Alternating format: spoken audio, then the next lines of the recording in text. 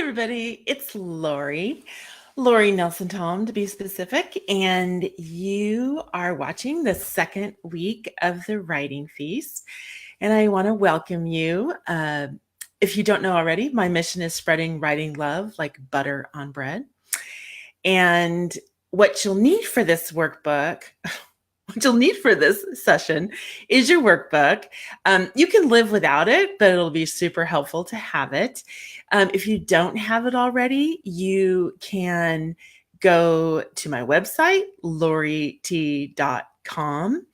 I will write it up here. There's a link for it, lorit.com. And if you go to the Write With Me section and just click on that, there'll be a link to download the workbook. The workbook is also in our Facebook group, which is the Writing Feast Facebook group. And there's a link to it in one of the posts, but you can also download it from the files section. So you also need something to write with, as in a pen or pencil or journal. So anyway, I'm super glad you're here, and we're just going to get started. I see we have some viewers. So hello, thank you so much for signing in. I've changed the format of the second week a little bit to streamline it. As I said last week, life is like revision, like writing too. It's a lot of revision. So I see another viewer. Hello, thank you for joining. I'm so glad you're here. And I'm going to remind myself to read comments out loud, because the viewers can't see those if you're watching these. I think that'll be something I keep learning. So anyway, I just want to put up this slide. This is the recipe for this week. It is a raspberry lemon pudding cake. It is so, so delicious. It's like the perfect Easter dessert. And I just love it. It's super easy to make. It comes great. It's great right out of the oven, but it's also great if you make it the day before and then you serve it. It takes on a little bit different texture, but it's just so delicious and light and fabulous. So I just wanted to share that, because what's a feast without a recipe? Good morning. I see a comment. Good morning, Lori. Hi, Lori, with a heart. Thank you for being here. I love that you're here. If you guys can put your first name or something before your comments, what you may be, when this gets posted, it'll show your names. But for me right now, I have no idea who it is, because the privacy settings have blocked it, which I guess is a good thing. So, we'll just go with that. All right. So the goals for this class are the same as last week. My greatest hope is that you guys enjoy writing, that you can start noticing what you're doing well as a writer right now, and also that you can be in a writing community. My absolute first love is being face-to-face in the same room, breathing the same air that you guys are. But I'm trying this to see how it's going to work. And, I see that Nina's here. I saw her name pop up. I know what you look like. I'm picturing you. So hopefully I can make this feel live for all of us too. All right, so those are the goals. Let me just give you an overview of where we're going today. We're going to do a warm-up in just a second, that currently warm-up. I'm going to read you an inspirational poem. I'm going to talk about 2 big ideas. Hi, Lisa. I'm so glad you're here too. And I'm going to remember, I'm scrolling the comments this time so I remember to see them. All right. So I see 2 beautiful, beautiful faces. Nina and Lisa, if you guys don't know each other, you're both fabulous. So, all right. And I hope others, I see we have 5 viewers. So guys can lurk. You don't have to be, you could be anonymous too. So, all right. Anyway, back to our class overview. After I talk about the 2 big ideas, I'm going to share a mentor text with you. Then we're going to do a writing invitation that's under the influence of that writer. And my friend Lisa, who's here, she has also done the one we're doing today. We're doing a piece called Sometimes. And I just did that one last month with Family of Writers for the first time. And it's wonderful. And Lisa, you'll be able to do it for something else. So it'll still be awesome for you. Then after class, we're going to write for 10 minutes. I will be writing, and then right after that approximate 10-minute time, I'm going to go on our Facebook group and I'm going to post my favorite line from my piece. I'm also going to read my piece live. So hopefully I can encourage you guys to do that too. I also see Karen Havoc here. Hi, Karen. I used to teach with Karen, and she is so fun. Some of my favorite memories with Karen are walking in the orange groves near where she used to live in Fillmore, right? Do I have the town right? Anyway, it was like walking in the 50s. Those are just such fond memories. So, and then Mana, I hope I'm saying your name right. She's also here. So we have a really fabulous group. You're all fabulous people. All right, so that's the overview of our class.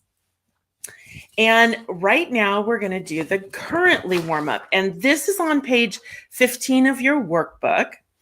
And when I get off today, I'm going to go in our Facebook group and make a place where you guys can post your currentlies, because I just think that would be really fun to see, because we've got watching as one of our currentlies, and we can talk about things we're watching, because aren't we always looking for something good on Netflix? Anyway, I'll just share mine right now. You guys can fill yours in in your workbook as we go. If you're watching this on the replay, technically you could just pause this and write it in the comments as you go and then start up again. It's up to you which way you want to do it. So currently I'm wearing this, Santa Paula. Karen, see, I got to be careful about how I respond to these comments, because I'm like, shiny object, a comment. I got to remember to finish my thought and then go to a comment. But now that I've already distracted us, Karen Havoc and I were walking in Santa Paula, and I could write a poem about that, because it was like walking back in time, because there are all these amazing orange groves. All right, back to currently. Okay, currently what I'm wearing, I'm going to take them off and show you. Okay, see these lovely Teaks shoes? I'm wearing a pair of these, and people always ask me, are they as comfortable as they seem? They're super comfortable, but they have no arch support, so I wouldn't walk in them forever. And they're super expensive, but I do have 3 pairs, so clearly I like them. Okay, so that's something I'm currently wearing. I was going to wear my lovely comfy slippers, but I thought I got to dress so I feel official and good in this. So we are currently watching a show called One Strange Rock. It is on Netflix, and it's kind of like those BBC Planet Earth shows, but it's from the perspective of astronauts who have spent a lot of time in the International Space Station, and they're looking down on Earth, and it is so interesting. It is just mind-blowing. So I would really encourage you to watch that. Will Smith narrates it, so it's kind of got a Hollywood fun vibe to it. So anyway, I like that. The other thing I would say I was watching, which takes us in a little bit of a different direction, is yesterday in our town. And Karen, I don't know, because Karen's in Long Beach, I think. But the other 2 people here, I think the other people here were a little bit local.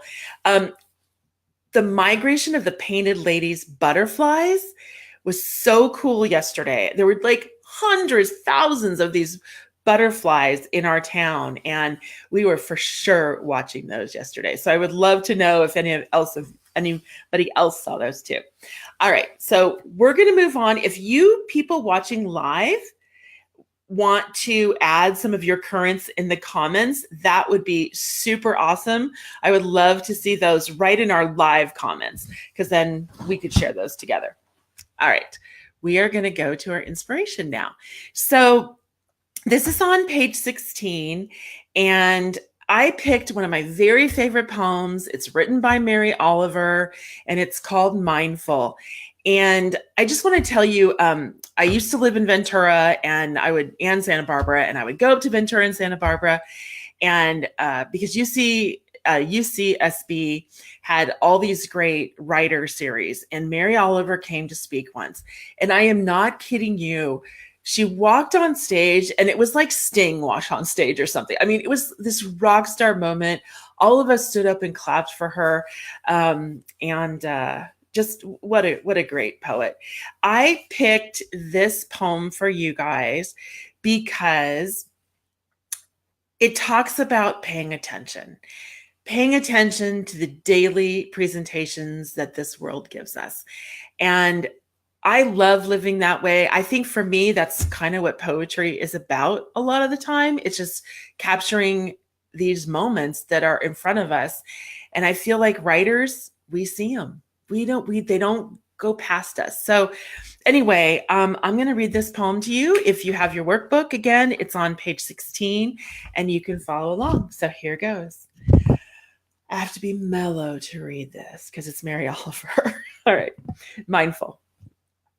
Every day I see or hear something that more or less kills me with delight, that leaves me like a needle in the haystack of light. It is what I was born for, to look, to listen, to lose myself inside this soft world, to instruct myself over and over, in joy and acclamation. Nor am I talking about the exceptional, the fearful, the dreadful, the very extravagant, but of the ordinary, the common, the very drab. The daily presentations, O good scholar, I say to myself, how can you help but grow wise with such teachings as these, the untrimmable light of the world, the ocean's shine, the prayers that are made out of grass. Mary Oliver, hello, you are so awesome. Her poems seem like prayers to me so often. I just love her writing. And it just reminds me, and I think these are the poets I'm drawn to, it just reminds me that the ordinary parts of our lives can be so inspirational. Now I get so like frazzled and hustling around, and I forget that a lot. So, all right. So I hope that inspired you too. We're going to move on. Let me move my next slide. And we're going to go to Big Idea. Does anyone else have any of your currentlies? I see one. Oh, I see one here. Great British Baking Show as a comment for a currently. And I Love Lucy. And Lisa's watching with her daughter. Okay, Great British Baking Show. Ron and I kind of at the end of the year, I'm getting super chatty today, but you guys are friends, so I'm just going to chat with you. Ron and I last year, we kind of, at the end of the year at New Year's, we kind of listed, okay, what are the things that really worked this year? And my sweet husband, who had quite a stressful year at work, he's like, the Great British Baking Show.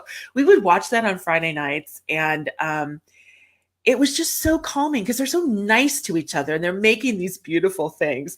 So anyway, if you haven't watched the Great British Baking Show or I Love Lucy, that's definitely one to watch. Okay. So let's move on to big idea number 1 today. And if you've ever taken a class with me, you know, this is kind of a broken record moment for me, but I just think it's one of the most powerful things you can realize as a writer. This is on page 17 of your workbook, and read like a writer. Always be on the lookout for lines or phrases or sentences that stand out to you, because the writer has done something in that combination of words or space or punctuation or grammar that on purpose that has gotten your attention. And you can always look at that and just ask yourself, okay, what did the writer do? And then follow it up with, can I do that in my own writing? And I love this quote here from Vicky Spandel. She's a writing teacher. She did a lot of the writing trait type stuff. She says, reading has taught me more by far than most of the college courses I took on writing. I mean, I don't know if I'll go that far, but if you're not in a college course and you're just a day in and day out person who wants to write, I feel like this is huge, huge. And that's one of the reasons. It's also one of the reasons I'm trying to get you guys to notice those cherry on top lines in your own writing, your favorite lines in your own writing, because that's how you also notice what you do well, what you naturally like in your writing. And that's huge, because you can then say, okay, I'm going to keep doing that. All right. But you have to be aware of it. So here's another quote from Stephen King. Constant reading will put you into a place where you can write eagerly and without self-consciousness. It also offers you a constantly growing knowledge of what has been done and what hasn't, what is trite and what is fresh, what works and what just lies there dying on the page. All right. So that is our first big idea. And if you have any questions or comments about that, add them in the comments and I will respond. All right. Big idea number 2. Also on page 17, read the world like a writer. I mean, I think that's part of what Mary Oliver was saying in her piece. And I just feel like for me, I'll give a perfect example. This morning, I was pretty frazzled. I had some tech issues with this class once again, just trying to get my daughter to school, all that kind of stuff. And I was having my little cup of coffee and I sat down and wrote a haiku about those painted lady butterflies. And it is so lovely for my brain to be in a noticing and composing frame of mind because I'm not thinking about all the other crap that goes in my brain at that moment. And it just feels healthy. And I think it brings a richness to my life. And so, and honestly, I think that's why I want to spread writing love, because I just think it makes life better. Or the hard parts of life, I just can take a little breath. So that's the other big idea for today. All right. So now, before I go to this mentor text, there were just some great quotes on your workbook page. One from a writer, Drew Lamb. I get my ideas from living my life wide-eyed and awake. I sit on the edge of chairs. I pay attention to wherever I am. Reading the world like a writer also gives you ideas for writing. So that's the other factor of this. Not only does it feel good to have your brain in kind of this composing manner, but I think it helps you finding ideas because our ordinary lives offer ideas all the time. All right. So that's the other big idea number 2. We're going to go to our mentor text. And this is on page 18. And it is called Sometimes on a Mountain in April. It's written by Kate Messner. And I want to just show you the setup of her piece because we're going to write under the influence of this piece. And so let me show you just the setup of it. So she begins her piece with sometimes, and then she talks about on a mountain in April, and I'll read the whole piece to you. But just as I read this, kind of be thinking in the back of your mind of a place that you love. And then she ends her piece with this lovely line and answers to questions you didn't know you had. All right. So before I read this piece, I see 2 great comments. Nina said that writing is a meditation. She's reflecting back on our big ideas. I just think that's so true. And this brings up a really great point. And I think someone just above her, I don't know who it was, but said, I was just going to say that, I am not a person who meditates well. I am not a person who sits still very well at all. But I found, I've written posts about this. I'll put a link in later. I've always wanted to say that. I'll put a link in later. I've written posts about, I write a haiku almost every single day. I call them daykus. And that feels like a meditation to me. I feel so good after I do that. And it's so simple and manageable. So anyway, I love that comment about writing being a meditation. It's awesome. All right. So I'm going to read Sometimes on a Mountain in April. And again, it's on page 18 and it's by Kate Messner. And here we go. Sometimes on a mountain in April, winter hides in caves and clings to warm stone while spring whispers green promises in the sun. Sometimes on a mountain in April, the rocks are so slippery you have to slow down, and this is good. It's when you'll notice a quiet curtain of moss that drips with melting snow. It's when you hear the rush of streams swooping up tired old leaves, carrying them off in dizzy laughter to somewhere warmer, open, free. Sometimes on a mountain in April, you'll slide down slippery rocks and land in mud. It's okay. You'll remember how black and rich and squishy and beautiful mountain mud can be. Don't get up right away. Dig your fingers in and breathe. Sometimes on a mountain in April, if you pause close to the summit, a butterfly will fly so close you hear the sound of its wings. And if you keep listening, though the butterfly flutters on, you'll hear quieter things still. Snow melting on faraway hills, insects blinking awake, tender ferns unfolding in the sun, and answers to questions you didn't even know you had. Oh, I love it. I love it. I was thinking as I was reading this, I was thinking of, because I know Lisa has heard this piece before. We just did it recently. And it felt different reading it this time. I've read it a bunch of times now. I've read it in public at Family of Writers, but I just noticed different lines again. And I would love to say that's one of the great things about poetry. They're meant to be reread over and over again. So, anyway, all right, I'll stop talking about that and we'll move on to our next part. So now I'm going to talk about writing instructions for this piece. And before I do that, I'm going to check comments. Oh, I see that someone is writing daikus. Okay, I just totally want to start a daiku revolution. I might start doing them on Facebook, and then people can write in their daikus. I would love to see them. I do notice with the daikus, yet another bird walk from Lori Tom, that because I'm posting them on Instagram, they're probably not as personal, as intimate as I could be. It would be interesting to do a month where I wasn't posting them.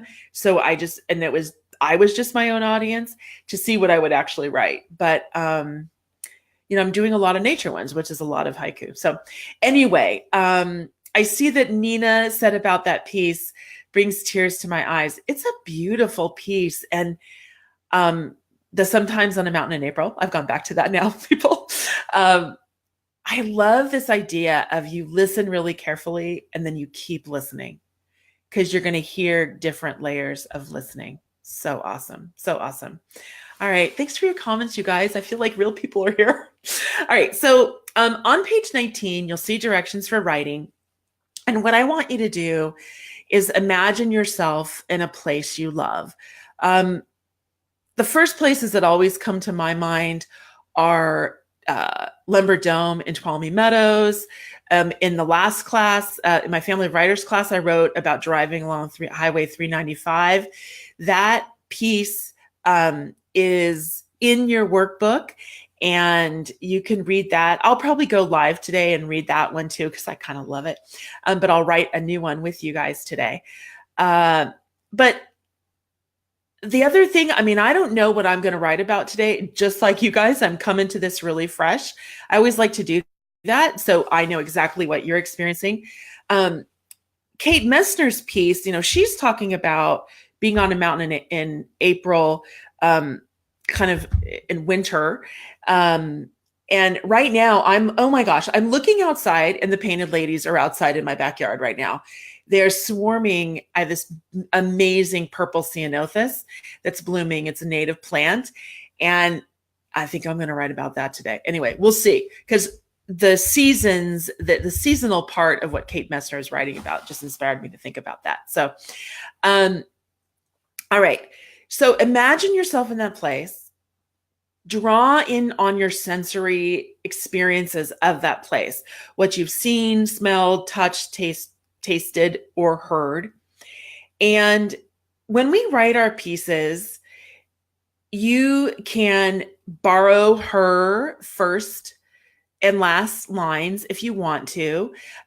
Notice that in the mentor text, she repeated sometimes quite a bit in there, and that sets up a rhythm that's really, really nice. You don't have to use her last line, but it's kind of nice to have that security of knowing that it's there. All right, so I'm going to go ahead on that. Now, we're going to write when I stop today. So I'll end the broadcast, we'll write, and then I'll go back on the Facebook group right after I finish. But when you do write today, I want you to do it as a quick write. I don't want you to get all uptight about this has to be perfect, blah, blah, blah. The reason you do a quick write is to outrun your censor. The censor in your brain that's saying, oh, I'm not going to do a very good job on this, blah, blah, blah. You want to outrun that. So we are going to write for 9 minutes and 3 seconds. Now, technically, what always happens in Family of Writers, if you've been there before, you know this, I'll do my timer on my phone for 9 minutes and 3 seconds, and then I'll kind of read the room. I'll see if people still need more time. Usually I'll say, does anyone need more time? They'll raise their hand and they'll say yes, and I'll tack on a minute. And top secret back information, if I've had a hard time getting going on my piece, I let the clock run a little longer, or I stop it when I'm done. Aren't I nice? Anyway, so 9 minutes and 3 seconds. Don't worry about spelling, punctuation, grammar, anything like that. Be open to whatever comes to you. The back of my brain right now, I'm already a little bit composing. I'm thinking, okay, I'm going to go do that Ceanothus, which I can see right now. And I'm kind of looking. I think they're the painted ladies, but I think it's like 40 of them right now on this bush. I'll take a picture.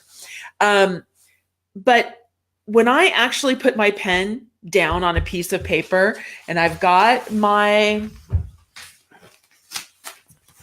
paper right here and my favorite pen ready to go, when I actually put pen to paper, it may be something else. I don't know, but I'm just going to let the muse hit me.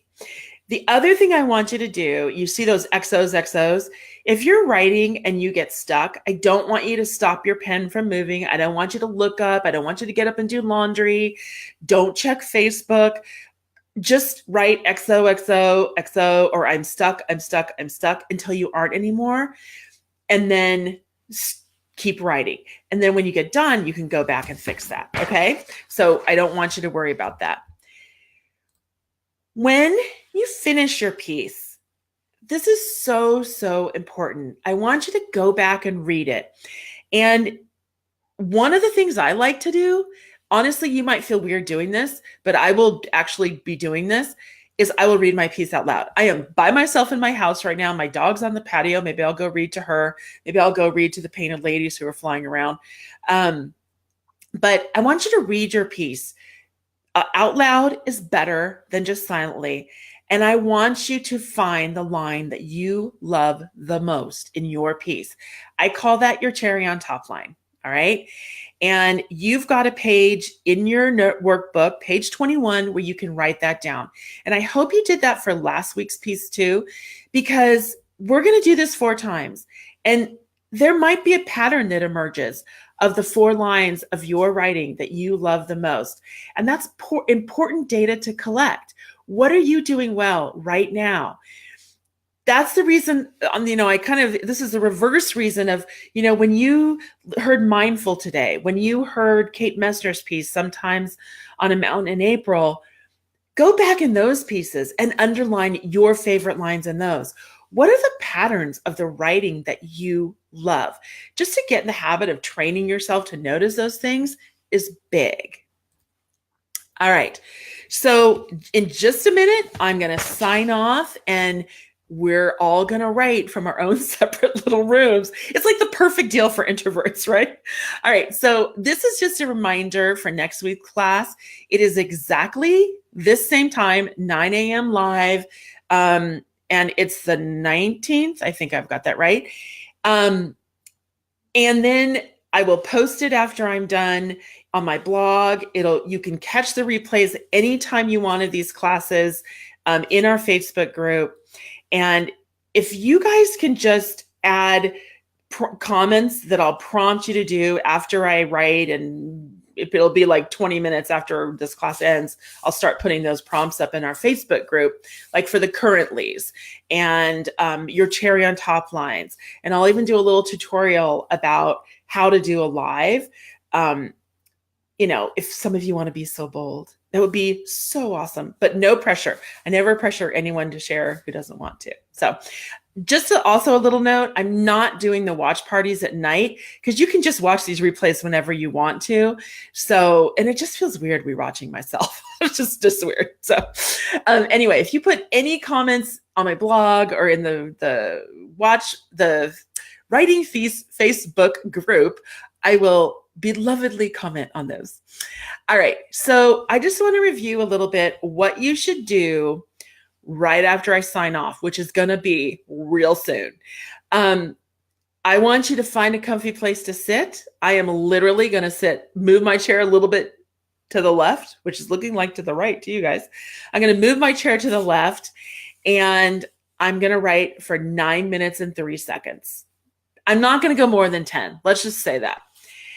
Then what I really want to encourage you to do is go live and read your piece. Just do that by the 18th of this month. So we're ready for the next class and people can comment.